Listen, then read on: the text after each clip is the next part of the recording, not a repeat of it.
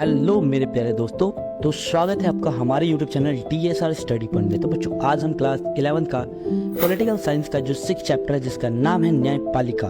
बच्चों इस वीडियो का सेकंड पार्ट है, फर्स्ट पार्ट मैंने अपलोड कर दिया है, तो जाके आप इस वीडियो को देख सकते हैं। तो चलिए शुरू करते हैं। तो इसमें हम बात करने वाले हैं न्यायाधीशों को पद से हटाने की विधि। जो न्यायालय के न्यायाधीश होते हैं उन्हें किस तरीके से उनके पद से हटाया जा सकता है। तो बच्चों याद रखिएगा, न्यायाधीशों को उनके बुरे व्यवहार के कारण या अयोग्यता के कारण ही उन्हें उनके पद से हटाया जा सकता है। ऐसे डायरेक्टली उनके पद से उन्हें हटाया नहीं जा सकता। ठीक है बच्चों, और याद रखिएगा कि न्यायाधीशों को पद से हटाने की सबसे सटीक विधि कौन सी होती है? महाभियोग। जैसे बात कर लेते हैं, उच्च या सर्वोच्च न्यायालय के न्यायाधीशों को उनके पद से हटाने के लिए आवश्यकता होती है महाभियोग की। इसमें क्या होता है बच्चों, जब संसद के दोनों सदनों में, लोकसभा और राज्यसभा में 2/3 सदस्य अगर सहमत हो जाते हैं कि भाई न्यायाधीश को अगर से पद से हटाना है तो महाभियोग प्रस्ताव पास किया जा सकता है। ठीक है, और किसी भी न्यायाधीश को उसके पद से हटाया जा सकता है महाभियोग के द्वारा। अब बात की जाए न्यायाधीशों के विरुद्ध महाभियोग का असफल प्रयास, यानी आज तक महाभियोग किसी पर साबित नहीं हुआ है। चलाया गया था लेकिन साबित नहीं हुआ था।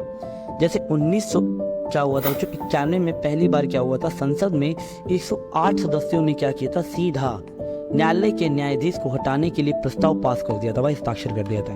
उनका नाम था न्यायमूर्ति क्या नाम था बच्चों, रामास्वामी। पर आरोप लगाया गया था कि ये पंजाब के उच्च न्यायालय के न्यायाधीश थे, तो इन पर यह आरोप लगाया था कि भैया आपने क्या किया है, जो वित्तीय यानी पैसों की हेरफेर करी है।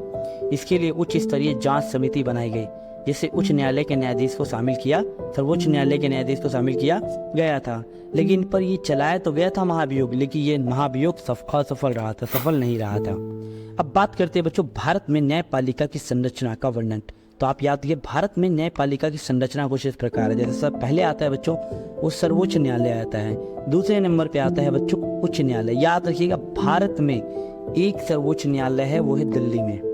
उच्च न्यायालय अगर बात की जाए तो भारत में 24 उच्च न्यायालय हैं। पहले 24 थे बच्चों, अब 25 हो चुके हैं। नवंबर 2019 में तेलंगाना उच्च न्यायालय की स्थापना की गई थी। जिला न्यायालय तो हमारे बहुत सारे हैं और अधीनस्थ न्यायालय भी हमारे भारत में बहुत सारे हैं। तो ये कुछ इस प्रकार से न्यायपालिका की संरचना होती है। अब बात करते हैं बच्चों न्यायपालिका के जो सर्वोच्च न्यायालय के कार्य शक्तियाँ या क्षेत्र अधिकार के बारे में। मोस्ट इंपोर्टेंट टॉपिक है, कई बार पेपर में पूछा जाता है। तो बच्चों कौन कौन, जैसे मौलिक क्षेत्र अधिकार होते हैं, रीट संबंधी क्षेत्र अधिकार होते हैं, अपीली क्षेत्र अधिकार होते हैं और सलाह संबंधी क्षेत्र अधिकार होते हैं। तो ये 4 क्षेत्र अधिकार होते हैं। चलिए इनके बारे में हम डीपली समझते हैं। पहला आता है बच्चों प्रारंभिक मौलिक क्षेत्र अधिकार। मौलिक क्षेत्र अधिकार में ऐसे मुकदमे आते हैं बच्चों जिसकी जो सर्वोच्च न्यायालय कर सकता है, मतलब जिसकी सिर्फ जो जांच है या जो चीजें हैं वो सर्वोच्च न्यायालय कर सकता है। जैसे केंद्र और राज्य के बीच कोई मतभेद हो जाए या 2 राज्यों के बीच कोई अगर मतभेद हो जाती है तो इन मुकदमों की जो सुनवाई होती है वो सीधे सर्वोच्च न्यायालय करता है। दूसरा होता है बच्चों रीट संबंधी क्षेत्र अधिकार, यानी मौलिक अधिकार की रक्षा की जिम्मेदारी सर्वोच्च न्यायालय को दी गई है। और अगर किसी व्यक्ति की मौलिक अधिकार छीने जाते हैं तो वो सीधे न्यायालय के पास जा सकता है और न्यायालय मौलिक अधिकारों के रक्षा के लिए रीट जारी करता है और इन रीटों के जरिए न्यायालय करने या ना करने का आदेश देता है, कुछ करने या ना करने का आदेश देता है। जैसे ये मैंने आपको सेकंड बुक है जो सेकंड चैप्टर जो बच्चों मौलिक अधिकार है वो आप इसमें देख लीजिएगा, जिसके अंतर्गत क्या होते हैं कोई सारे रीट जारी करती है सर्वोच्च न्यायालय। जैसे बंदी प्रत्यक्षीकरण, परमादेश, उत्प्रेक्षण लेख, इस प्रकार से 5 रीट होते हैं। आगे बात करते हैं बच्चों अपीली क्षेत्र अधिकार, यानी अगर कोई व्यक्ति किसी भी उच्च न्यायालय के निर्णय के विरुद्ध न्यायालय में अपील कर सकता है। अगर दीवानी या क्रिमिनल मुकदमे के मामले में निचली अदालत किसी व्यक्ति को सजा दे दे तो वो व्यक्ति उसके विरुद्ध, उस न्यायालय के विरुद्ध उच्च या सर्वोच्च न्यायालय में अपील कर सकता है, जो इसका अपीली क्षेत्र अधिकार कहलाता है।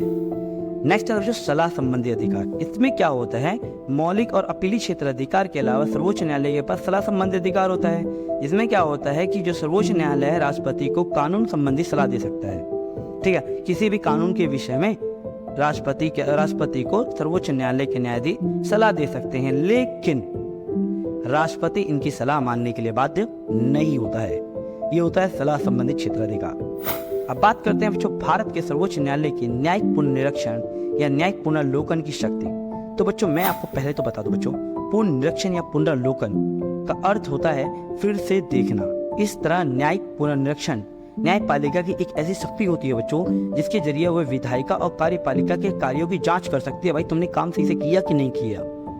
ठीक है ना बच्चों। और ये संविधान, अगर कार्यपालिका और विधायिका संविधान के विरुद्ध कार्य करती है तो न्यायालय क्या कर सकता है, उसे अवैध घोषित कर सकता है।